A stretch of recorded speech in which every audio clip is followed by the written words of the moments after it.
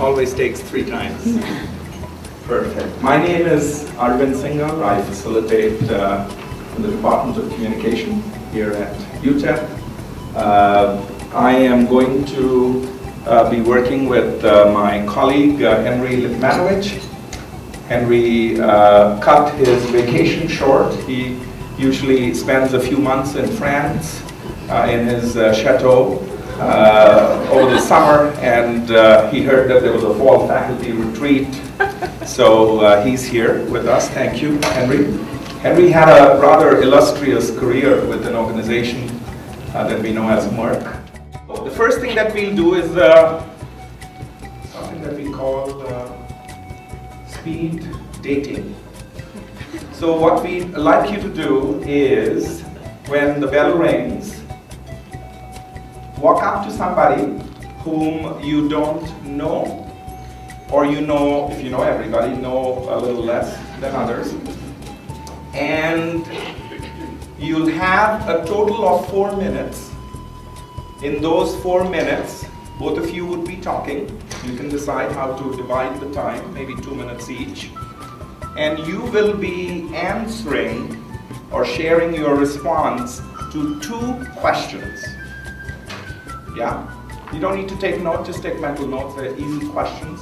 Question number 1, the response will come from you, is classes begin on Monday, and what are you most anxious about? Now, this could be from the perspective of a teacher, a facilitator. Classes begin on Monday. What are you most anxious about? Question number 2. What do the words liberating structures evoke in your mind? Liberating structures. And therefore, what do you expect? What do you hope to get from this meeting? 4 minutes, find somebody you don't know, 2 questions.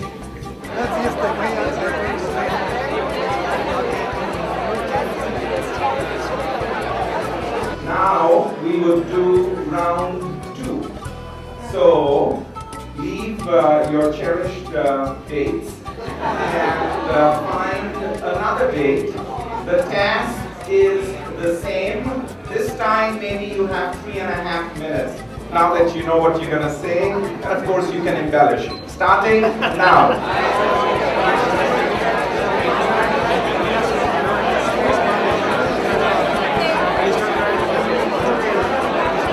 Third date. The task is the same. Find somebody who really attracts you, move on, and this time you have 3 minutes. Starting now.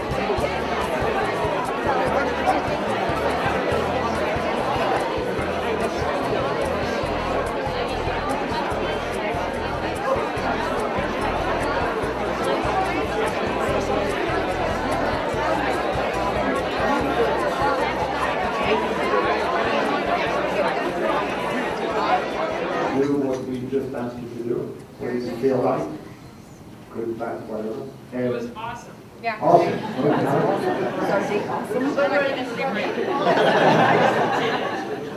Anything else? It was active. I got 4 dates.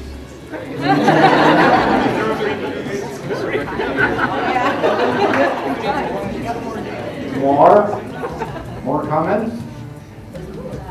A little loud. Oh, is that good or bad? Oh. I'm glad I had some gum.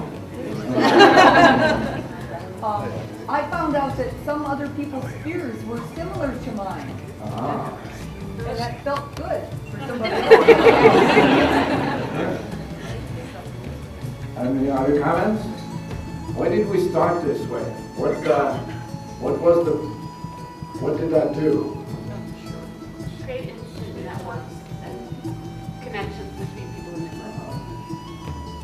What else? It made me not shy about talking. All right. What else? It's liberating. Okay. Yeah, it's liberating.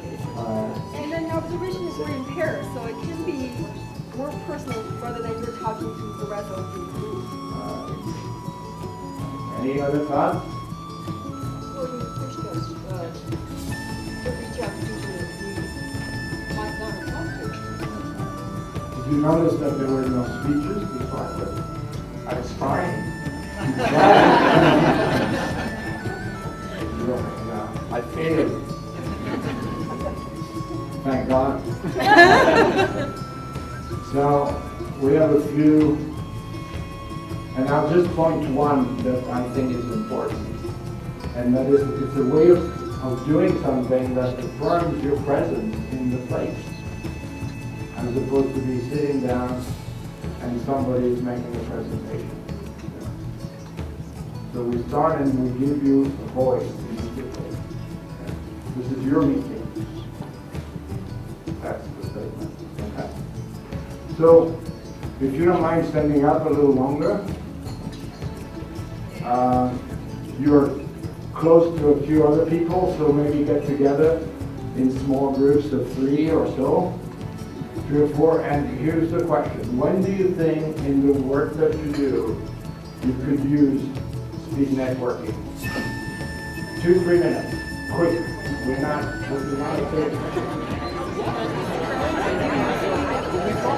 Yes, of course. Yeah. Hi, I'm Shane. So, I understand one word, important. What does that mean? just a little bit of sharing, maybe, some ideas that I came up in the group. To make a breathe like this. And you don't have to share the story in terms of I, because we, if you prefer, we had the idea of doing this, or doing that, using it this way, so. Well, we thought we could use it in college meetings that happen at the beginning of the year to kind of engage in more dialogue rather than having show and tell, where someone comes and presents and we listen, and actually dialogue as small groups and then have those groups then. I got it. It's a great icebreaker in the classroom environment. Because a lot of times you go into a classroom and you go into a classroom and begin the semester, you don't know anyone. My group had a wonderful idea to use this for content-specific discussions in class. So say, for instance, if you're discussing about the elections of 1880, this might be an ideal format for deepening learning. Depending on the audience that you're with, you may have to introduce what you're going to do, so that people are not sort of, what's going on here, what are they asking me to do. With this group, it was not necessary. We just jumped right into it. The questions that are part of this are important. If the questions are not relevant to you, it's not going to work.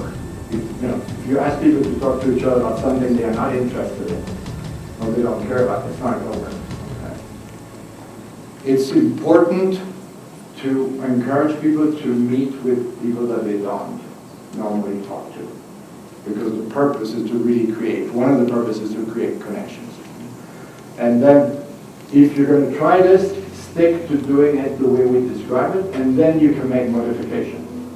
So like the suggestion that was made, that is a modification, you can certainly do that. But first learn to do it the simple way, straightforward, and then see what happens. Okay. With Liberating Structure, you have a new option for transforming what you're doing, whether you're working in an organization, or whether you're teaching as you are here, or whether you're learning for students. So the same people, same incentives, same organization, it just changed the patterns of interaction between people, and you're including people much more than in the normal process. So they're simple, and what is it that they promote? A lot of self-discovery. So instead of things coming from the top, the CEO has made decisions that will march this way, it's a lot of self-discovery. Same thing in a classroom and so forth. So it's very much bottom-up, inside-out, rather than top-down.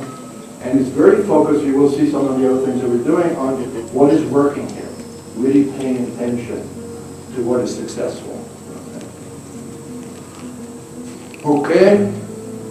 Relevance to student is obvious. I don't even have to read this, except for making a point that I think is important, And that is that this is an opportunity for the student to learn how to learn. Because each one of those structures is something that they can use in the present or in the future. They are learning tools. It's a toolbox. Okay. So this one is called appreciative interviews. And we're going to ask you again to parent. So this time, however, instead of answering a question, we're going to ask you to tell a story. So again, find somebody preferably that you don't know. And the story that we're going to ask you to tell is to remember one of the most powerful learning experiences that you had, wherever it was, as long as it was in an academic environment. So we're talking about, a classroom kind of thing or something like that. Okay? And not skiing or playing tennis. And so we'll ask you to tell a story to a partner, and you'll be in pairs. So the first, and I'll go back to that. The first configuration, you're a pair, and we'll give you 5 minutes each, and we'll see how that works. So it's one person tells a story, and the other one is interviewing, if you want. So it's one talks, the one listen and ask questions. It's not a conversation. And we give you 10 minutes in total, and we'll ring the bell in between so that you know where the time is.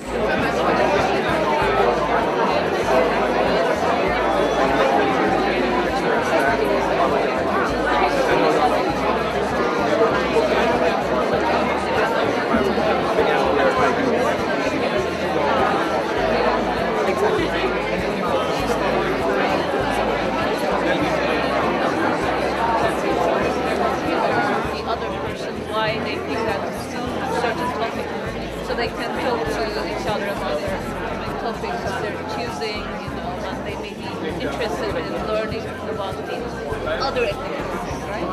Telling the story and then exchanging information. That's a good And idea. then they own that topic by talking about that topic, and they own that. In my feminist film class, we always get to this point where we get stuck. We have to do avant-garde cinema, and the students have trouble understanding that. Appreciative interview. If I understand appreciative interviewing, I think when we first started doing networking, it was easy to get off track and think that networking is about how you could help me. But appreciative interviewing requires that you connect with the person you're interviewing. So you have to listen, and you have to ask follow-up questions. You have to have the assumption that you're maybe not going to be able to help each other, but we can connect. It's kind of neat to hear the stories that the students have. So it's always great for them to share their stories against each other and to kind of see their views, whether they're positive or negative experiences, and then so they can learn to appreciate every ability and to kind of see it as abilities and not disabilities. We tend to solve problems, so we tend to talk about problems.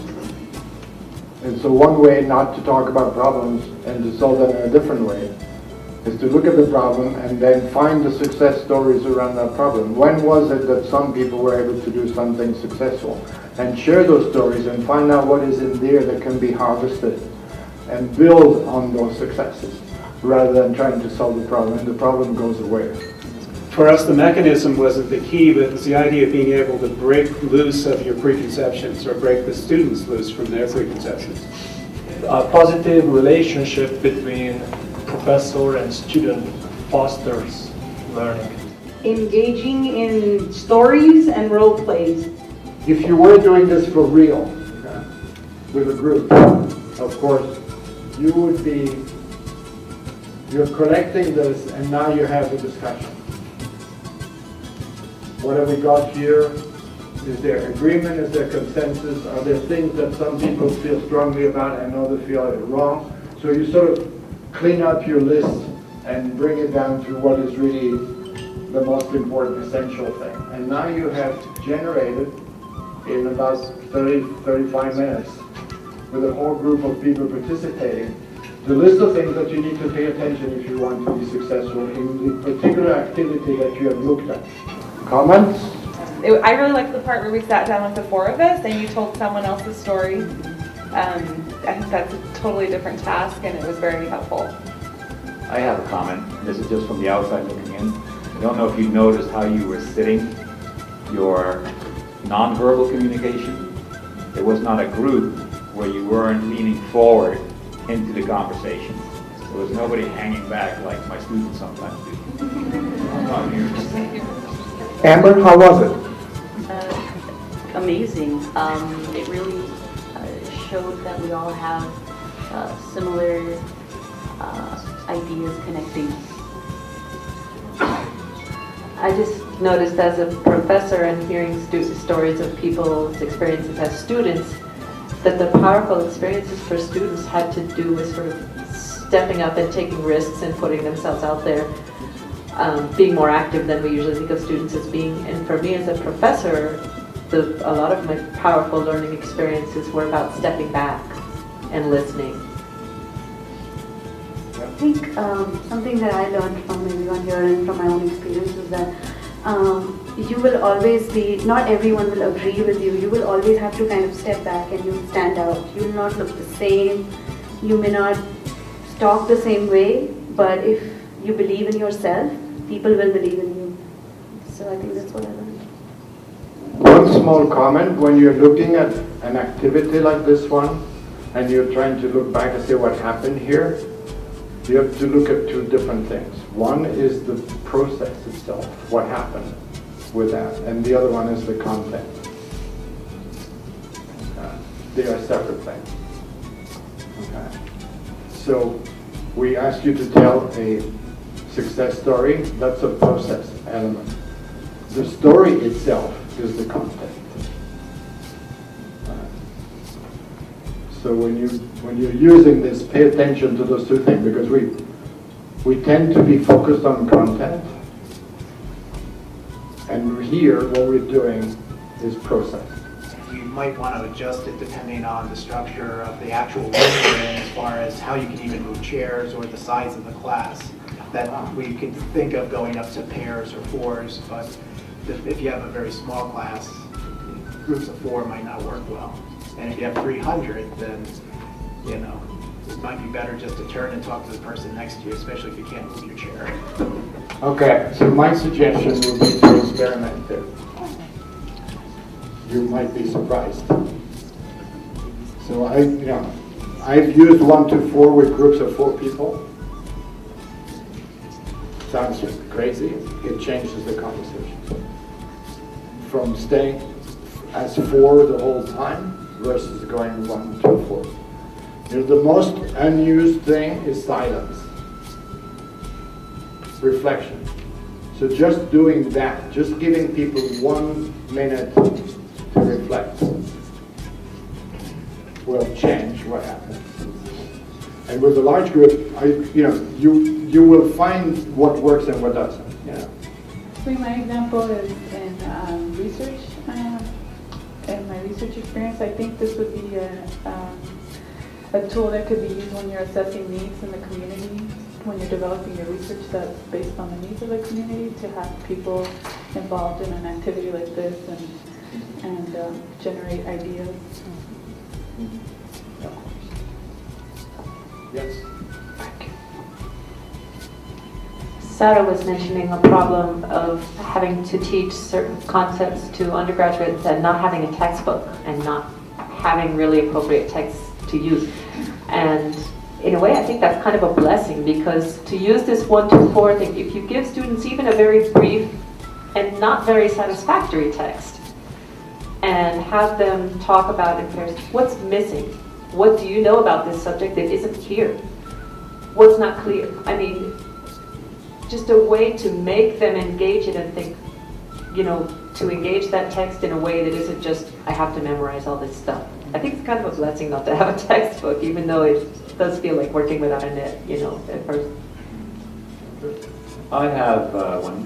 I do an exercise that many of you know. It's called the muddiest point. And I have students individually write down what is not clear and then hand it in. The 1 through 4, we probably generate kind of the common misunderstandings that linger between people. So have you talk in pairs, and then square up, and the group writes out the topic that's not very clear yet, then hands that in. I think I'll get more out of that than just having you individually try to think of it. Because you can bounce ideas off each other and formulate it more clearly than often you can do yourself. Henry Pedro was about to yank the microphone from my hands, but I just handed to him. Hello.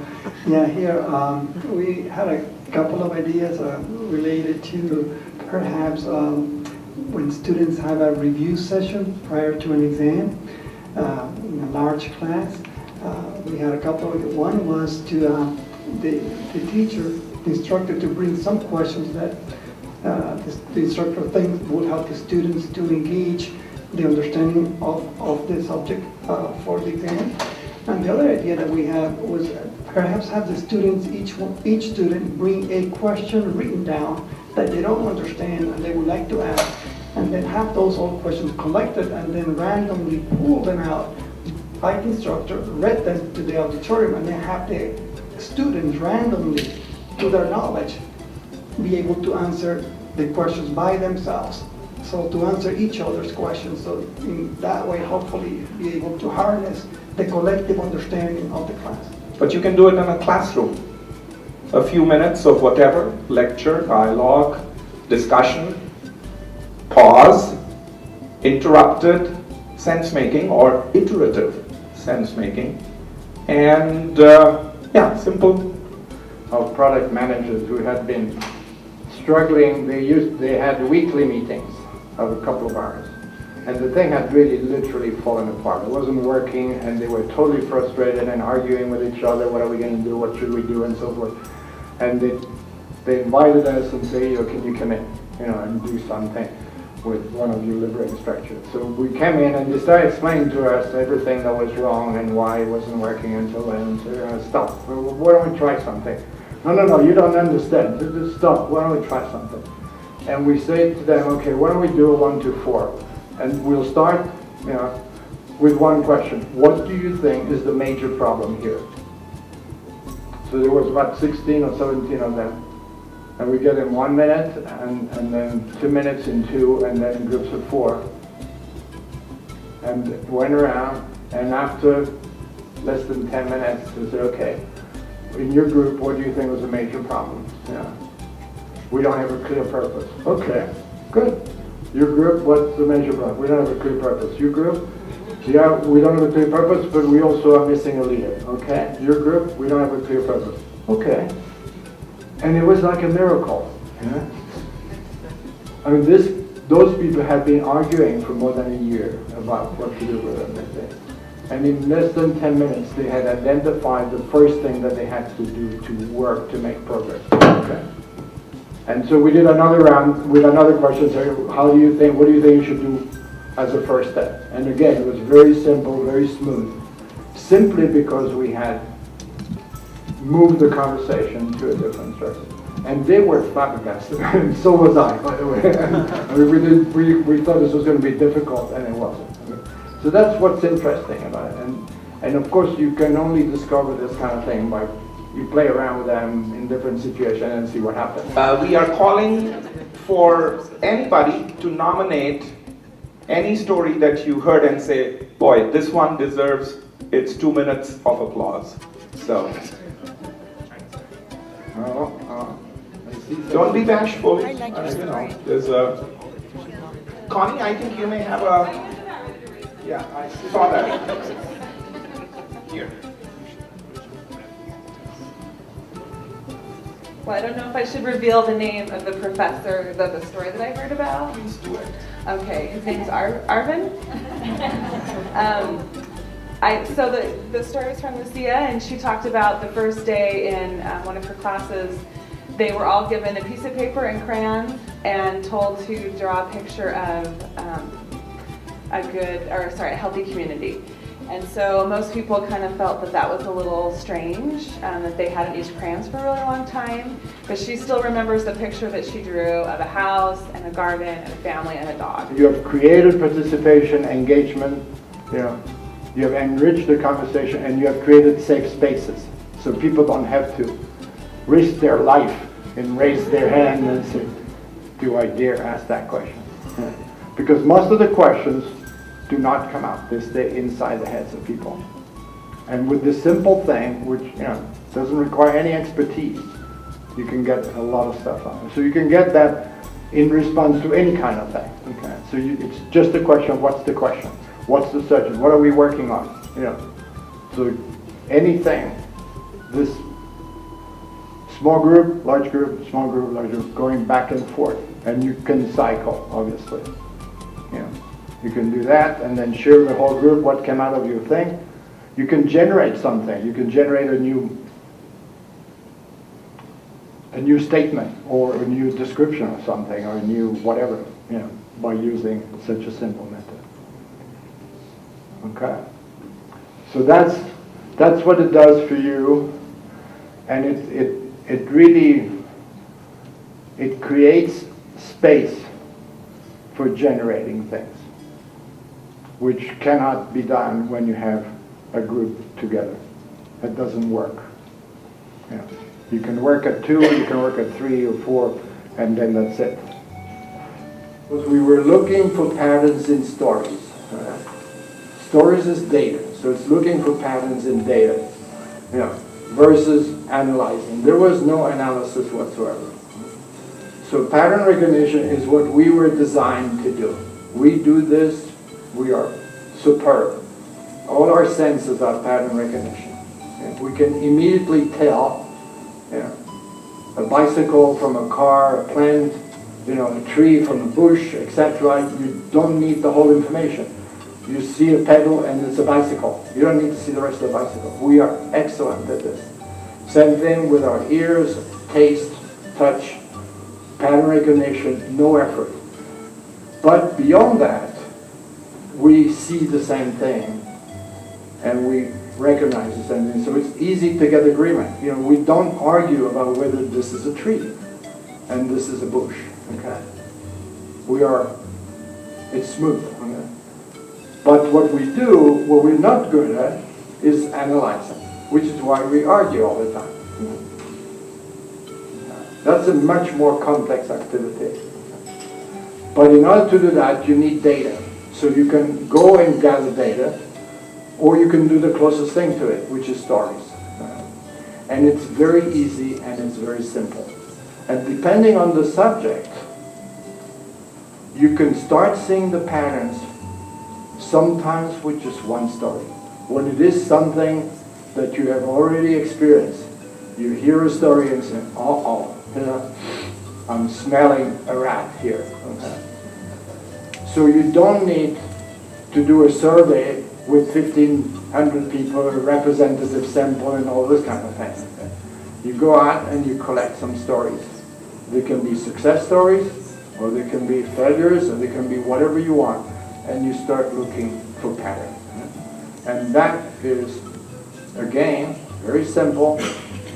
So you can collect the stories yourself. You can send people out who collect stories and bring them back, or bring people with stories or whatever. It's a very, very, very simple thing. A little sharing of some thoughts about how to use pattern recognition in what you're doing. I have actually decided this semester to use stories a lot more, especially I teach an introductory course in anthropology, and there's a huge amount of content that can be in there. And I've decided that, especially in an introductory survey course where we're hoping to recruit majors, the main lesson that I want freshmen to get from that is this discipline is really cool. I want to learn more about it, rather than have them remember subsistence patterns and kinship, charts, and they'll get all that. But what I want to stress more than the content per se are just having them think this is really interesting stuff, and stories do that better. Teaching students to recognize rhetorical patterns or rhetorical appeals, it scam-proofs them, because when you step back and you see that, say, they're appealing to you on the basis of pathos. So see this little kitten, donate all your money to help this kitten. See, then, but when you realize, hey, this person's manipulating me with pathos, then it steals the power of this evil rhetorical appeal, this manipulative rhetorical appeal. And so this is one way where if you identify something, you objectify it, you stand outside of it, and you can analyze it rather than fall for it. Students, my name is Lucia Dura, and I recently graduated. I'm in the English department, and I start teaching on Tuesday. And I have some friends here. Camille. Hi, I'm Camille Benitez. I'm an undergrad student. I was a student in Dr. Sinkoff's class and have participated in the lecture speaking. I love it, so I'm just excited to participate in this project. And I'm Milena. I'm a graduate student at the Communication Department and also a teaching assistant. And my name is Helen, and I'm visiting here from Buffalo, New York. And the reason why I'm here is because I came and participated in Positive Vegans workshop, Liberating Structure workshop, and I went to visit Dr. Singal's class, and I decided that I'm going to try out, some of the Liberating Structure activities in my own classrooms, and I did, this last spring semester, and I'm really happy to be back and see, what kind of exciting things could happen today. So some common experiences are that we are or have recently been students. So we're showing a little bit of a student perspective, and we've all had experience with liberating structures in some way. So what I'm going to invite you guys to do is to pretend like we're at the garden downtown, which is, we could be in the patio or inside. And imagine, a comfortable bar space or around my kitchen table at home where it's a safe space and we're just going to have a fun conversation. So I'm going to ask you guys to reflect on your liberating structures experiences. So we've all done it. What do you think? I like the way that the liberating structures has worked the experiences that I've had with it, as far as my main experiences in Dr. Sinkoff's class, the way it was kind of thrust upon us. And I don't mean that in a bad way, I mean it in a great way, because you walk into the classroom with an expectation. You expect to sit in rows, face an instructor, listen to the instructor give the lesson. You go by the syllabus, it has the date, we're doing this and this and that. And when we walked into his classroom the first time, he said, let's move these chairs, let's all get in a circle. All right, kind of unexpected. Got into a circle, then we had the tingsha bells that she rang, which was, with the bells, you're just kind of like, okay, all right, let's roll with it, and it's just, it's a conversation. Throughout the semester, when we tried out different things, using impromptu, getting into groups, sharing ideas, and the examples actually came out of the students. Now, I wasn't giving the example, the best example that I think to illustrate a theory. They came up with all the scenarios themselves. They acted them out, and they commented on that. And in the beginning, I guess maybe the second or the third week, when we tried to decide if we're going to go with this or not, and he said, this student nerd, he said, no, I don't think it's going to work, and no, it's counterproductive. There are people who are not working, and we should not do it. Right? He just said that in the class in front of everybody else. And I had another student say, you were not here last Tuesday. You were not here. It was fantastic. And I was like, whoa. I didn't have to say anything. And because they experienced that, it was so powerful that they learned. They could share. They had something to share. And I had another student to stand up for me. And actually, towards the end of the semester, as he actually, this American, the problematic, student, started to take charge to share more.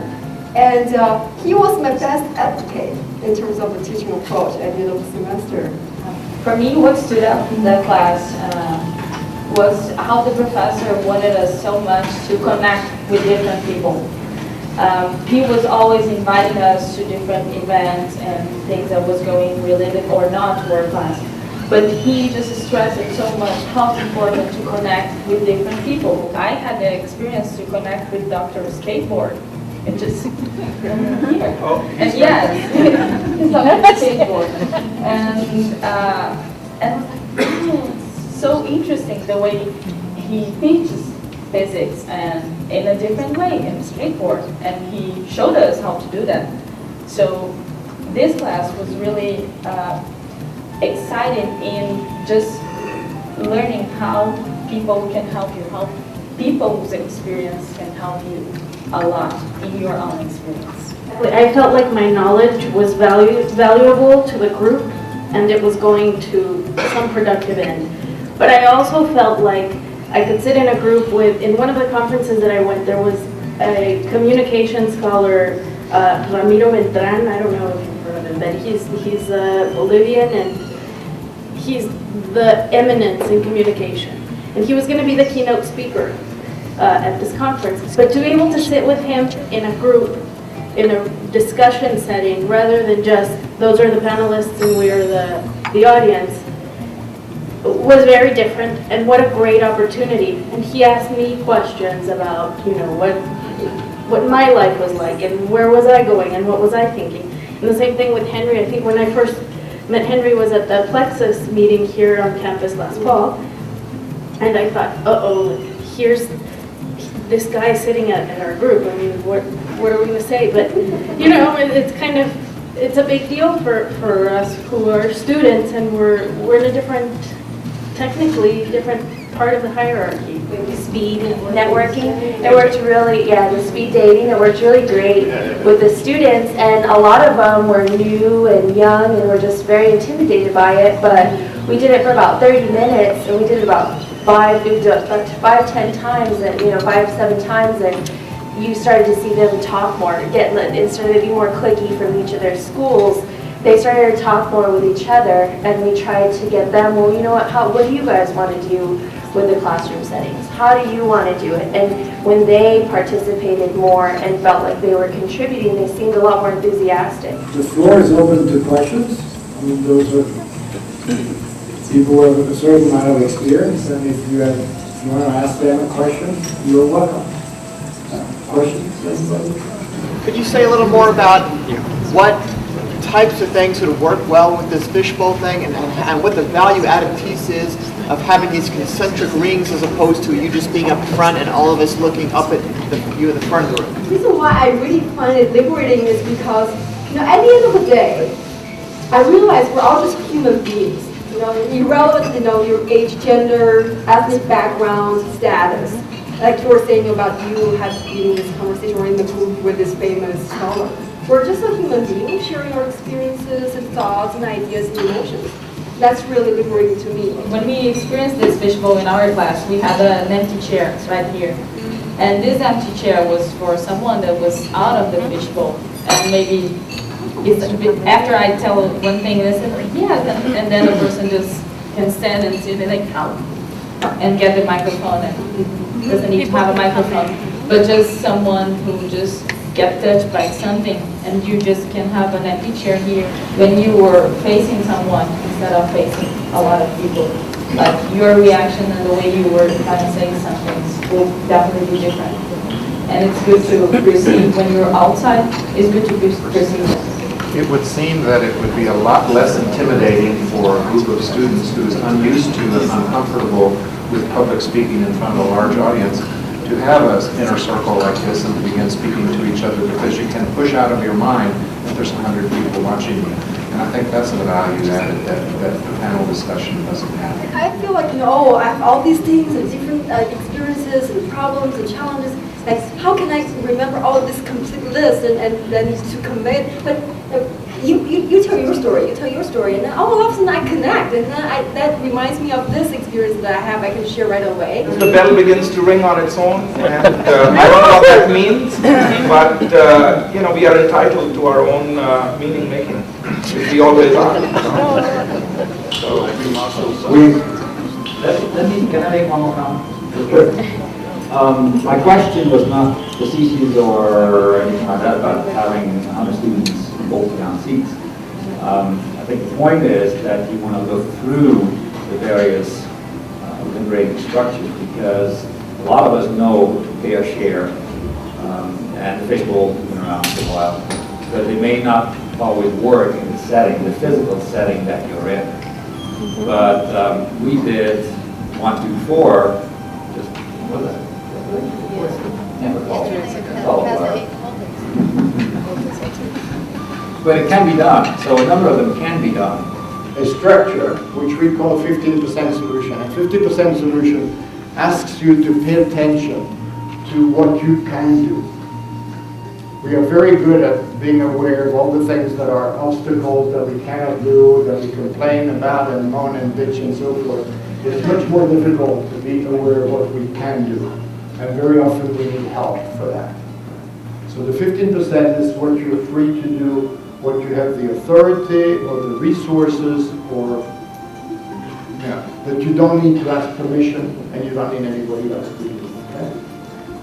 And so the question that we ask you, at the beginning of this morning, we asked, what is the thing that you're most anxious about? It could be that subject or it could be something else. So we ask you, what can you do right now to address your biggest challenge? So the question is, what discretion do you have? What is your 15% solution to whatever your biggest challenge is? And we are going to ask you to address this in groups of 3. So the way this works, each one of you will have 10 minutes. So it's a 10-minute consulting session. So give yourself just a moment to think about what it is that you want to present, and you're going to present your challenge to the other 2 and share your thoughts about this is what I'm thinking of doing. This is my 15%. And the other 2 are there at your disposal for the rest of the time to help you improve on your 15% and come up with alternatives, ideas, suggestions, which you may or may not like. But that's, you may or may decide to accept or not accept. Okay? And so you do that, the first one, 10 minutes, and then it's the second person. Your 10 minutes. Here is my challenge, here's what I'm thinking of doing. What do you guys think about? What are your thoughts? What's your reaction? But